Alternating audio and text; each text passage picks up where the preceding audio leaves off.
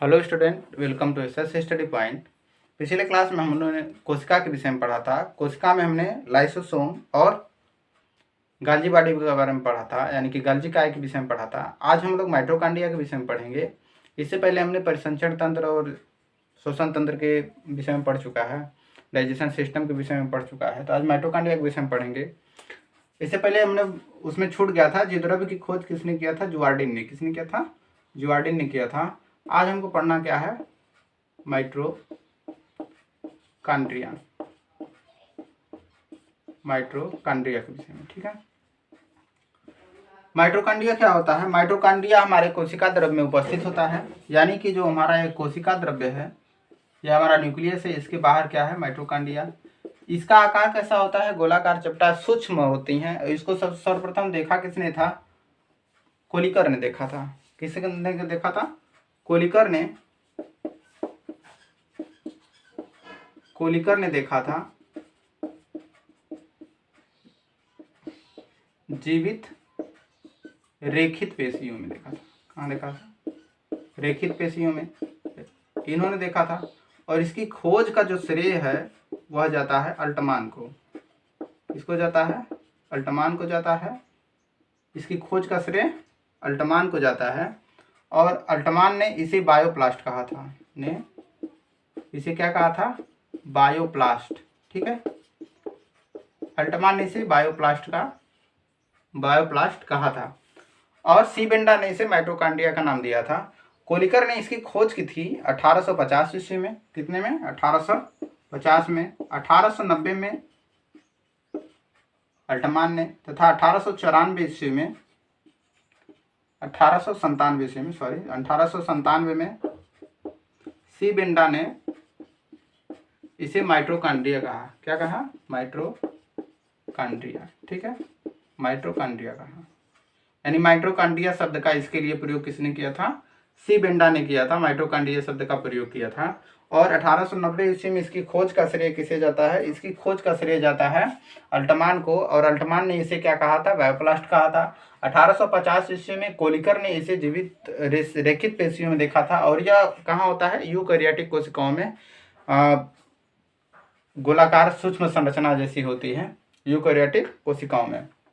और यह हो गया हमारा माइटोकॉन्ड्रिया के विषय में। अब इसमें देखते हैं कि इसकी जो 1897 ईस्वी में सी बेंडा ने इसको माइटोकॉन्ड्रिया नाम दिया था। साथ में इसमें माइटोकॉन्ड्रिया का पार्ट क्या होता है? इसमें अर्ध तरल जैसे जेली होता है, उस प्रकार की संरचना पाई जाती है, जिसको हम मैट्रिक्स बोलते हैं। तथा इसमें उंगली के जैसा उभार होता है, जिसको हम क्या बोलते हैं? उंगली जैसा, जिसको हम क्रिस्टी बोलते हैं। क्या बोलते हैं? क्रिस्टी। उंगली के जैसा क्या होता है? उभार होता है। इसमें एटीपी के रूप में ऊर्जा संचित रहती है। इसको हम देख लेते हैं। इसमें अर्धतरल पदार्थ होता है। क्या होता है? अर्धतरल पदार्थ भरा होता है।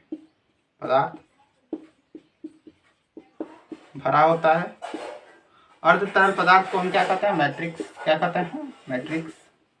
और यह मान लीजिए हमारा क्या है? माइटोकॉन्ड्रिया है। और माइटोकॉन्ड्रिया पे एक ऐसी उंगली जैसी उभारनुमा संरचना बनी हुई होती है, जिसको हम क्या बोलते हैं? क्रिस्टी बोलते हैं। क्या बोलते हैं? क्रिस्टी। यानी उभार जैसी जो संरचना होती है, उभार जैसी, यानी कि उंगली के जैसी, उभार जैसी, अंगुली नुमा संरचना होती है, जिसको हम क्या कहते हैं? क्रिस्टी कहते हैं। क्या कहते हैं? क्रिस्टी कहते हैं। यह कहाँ? यह जीवाणु और नीले हरे शैवाल में नहीं पाई जाती है। जीवाणु व नीले हरे शैवाल में नहीं पाई जाती है। ठीक है, यानी कि माइटोकॉन्ड्रिया की सबसे पहले देखा किसने था? 1850 ईस्वी में कोलिकर ने देखा था जीवित रेखित पेशियों में। 1890 ईस्वी में खोज अल्टमान ने किया था और इसको बायोप्लास्ट कहा था। 1897 ईस्वी में सी बेंडा ने इसको माइटोकॉन्ड्रिया का नाम दिया था। यह अर्धतरल पदार्थ इसमें भरा हुआ होता है। इसके भीतर अर्धतरल पदार्थ यहाँ पे भरा हुआ होता है, जिसको हम क्या कहते हैं? मैट्रिक्स बोलते हैं। और इसकी जो यह उभार जैसी संरचना है, उंगली नुमा, उसको हम क्या बोलते हैं? क्रिस्टी बोलते हैं। जीवाणु व नीले हरे शैवाल में क्या होता है? अनुपस्थित होता है। इसमें ऊर्जा एटीपी के रूप में प्रेजेंट रहता है, किसके रूप में? एटीपी के रूप में। हमने रेस्पिरेशन में जब ग्लाइकोलाइसिस और क्रेब्स चक्र पढ़ा था तो उसमें बताया था कि एटीपी क्या होता है? एडेनोसिल ट्राइफॉस्फेट, एडेनोसिल ट्राइफॉस्फेट, एडेनोसिल ट्राइफॉस्फेट होता है, एडेनोसिल ट्राइफॉस्फेट, ठीक है, एडेनोसिल ट्राइफॉस्फेट के रूप में। और यह कितना ग्लाइकोलाइसिस और क्रेब्स चक्र में इसकी कितना एटीपी बनाता है? 24 एटीपी बनाता है। जब हम श्वसन पढ़ रहे थे तो उसमें हमने पढ़ा था। तो एटीपी के रूप में इसमें एनर्जी सेव रहता है, इसीलिए एटीपी सर्च रहता है, इसीलिए इसको हम बोलते हैं power house of the cell. क्या बोलते हैं? इसको बोलते हैं power house, power house of the cell, यानी ऊर्जा गृह। क्या बोलते हैं? कोशिका का ऊर्जा घर, ऊर्जा घर बोलते हैं, ठीक है। Power house of the cell भी इसको कहते हैं। तो माइटोकॉन्ड्रिया को फिर में देख लेते हैं। पोलिकर ने 1850 ईस्वी में देखा, जीवित रेखों की पेशियों में 1890 ईस्वी में खोज इसका श्रेय जाता है अल्टमान को, इसने बायोप्लास्ट सर्वप्रथम कहा था। 1897 ईस्वी में सी बेंडा ने इसको माइटोकॉन्ड्रिया का नाम दिया। यह अर्ध तरल पदार्थ से भरा होता है जिसको मैट्रिक्स बोलते हैं। इसमें उभार जैसी मूलीनुमा संरचना होती है जिसको हम क्रिस्टी बोलते हैं। जीवाणु व नीले हरे शैवाल में क्या होता है? उपस्थित नहीं होता है। एटीपी के रूप में इसमें ऊर्जा संचित रहती है। इसमें जब क्रेब्स चक्र हम पढ़े थे तो उसमें पढ़ा था कि माइटोकॉन्ड्रिया में क्या बनता है? 24 एटीपी ऊर्जा बनता है, इसलिए हम इसको power house of the cell भी बोलते हैं। अब हम पढ़ेंगे प्लास्टिड क्या होता है। प्लास्टिड यानी लवक, जिसको हम वर्णक के नाम से भी जानते हैं, ठीक है।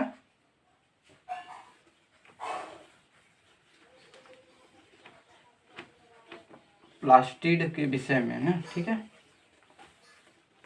माइटोकॉन्ड्रिया पढ़ लिया, प्लास्टिड पढ़ेंगे, राइबोसोम पढ़ेंगे, और उसके पश्चात अगली क्लास में हम लोग पढ़ेंगे केंद्रक के विषय में। प्लास्टिड, प्लास्टिड यानी कि जिसको हम हिंदी में क्या बोलते हैं? लवक, या फिर वर्णक भी बोलते हैं, वर्णक, लवक या वर्णक के नाम से इसको हम जानते हैं। तो प्लास्टिड क्या होता है? प्लास्टिड भी एक हमारे जो कोशिका है, कोशिका का ही एक भाग है, जिसमें क्या होता है? गोलाकार संरचनाएं बनाया होता है, गोला और चपटी जैसी संरचना बना के रखती हैं। और यह क्या करती हैं? पदार्थों का रंग किस प्रकार से निर्भर होता है, यानी कि उसको रंग देने का काम करती हैं। रंगहीन भी होती हैं, और नीले हरे जितने भी फूल पौधे हैं उनमें भी रंग के लिए उत्तरदायी कौन होता है? यही होता है, लवक होता है। हरा जो होता है क्लोरोफिल, हमारा प्रकाश संश्लेषण में जो महत्वपूर्ण भूमिका निभाता है, यह भी क्या है? एक प्रकार का वर्णक ही है। इसकी खोज किया था 1865 ईस्वी में, 1865 ईस्वी में किया था अर्नेस्ट हेकल ने, अर्नेस्ट हेकल ने किया था। अर्नेस्ट हेकल ने 1865 ईस्वी में किया गया था, प्लास्टिड की खोज किया था। और इन्होंने इसका प्रयोग, इसको प्लास्टिड नाम दिया था AFW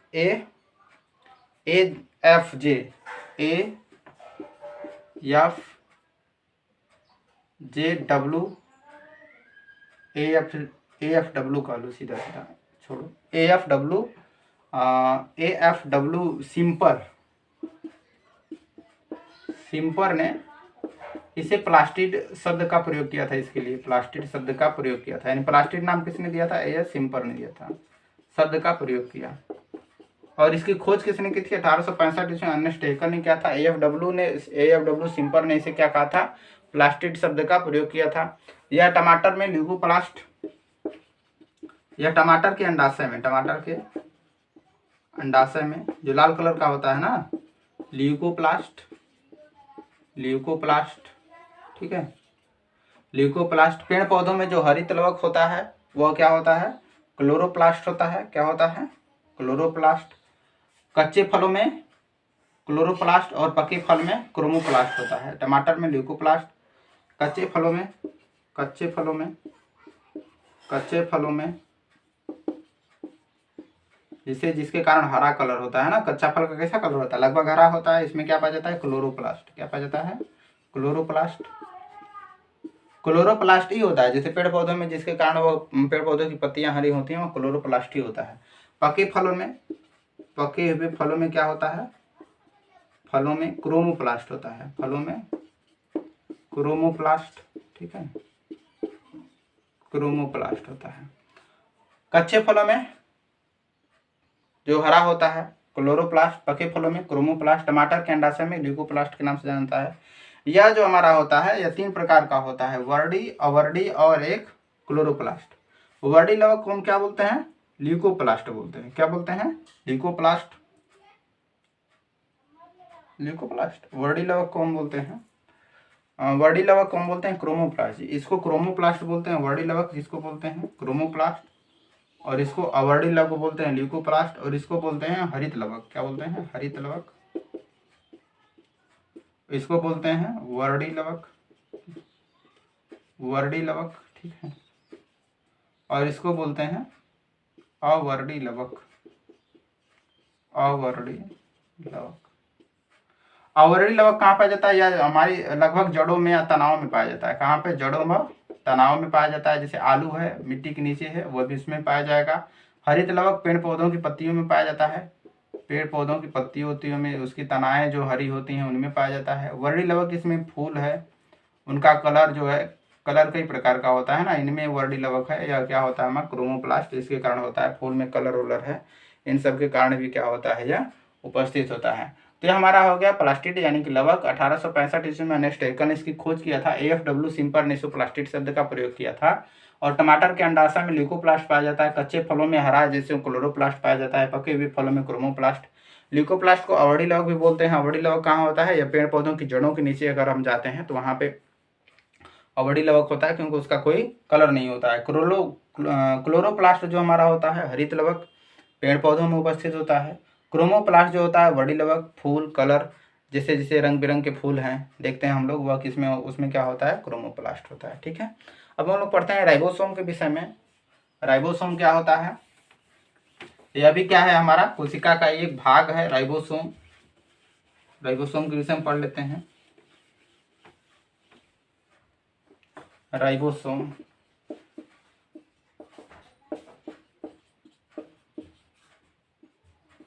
राइबोसोम के विषय में जान लेते हैं कि राइबोसोम क्या होता है। राइबोसोम एक क्या है? प्रोटीन है, एक तरह से हम देखें, कोशिका के अंदर ही उपस्थित होता है, एक भाग है उसका। एक क्लट ने 1943 ईस्वी में जीवद्रव्य में, जब जीवद्रव्य के अंदर देखा कि कोई क्षारकीय नुमी क्या है? क्षारकीय संरचना है, तो उस क्षारकीय जो संरचना है उसमें जो न्यूक्लिक अम्ल भी क्या होता है? उपस्थित होता है।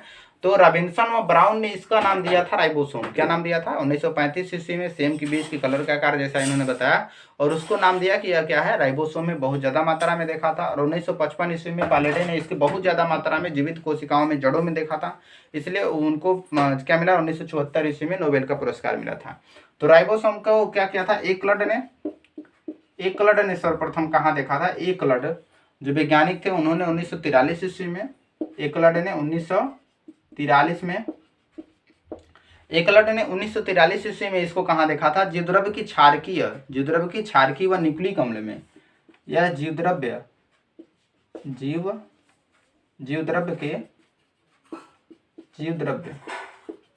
के क्षारकीय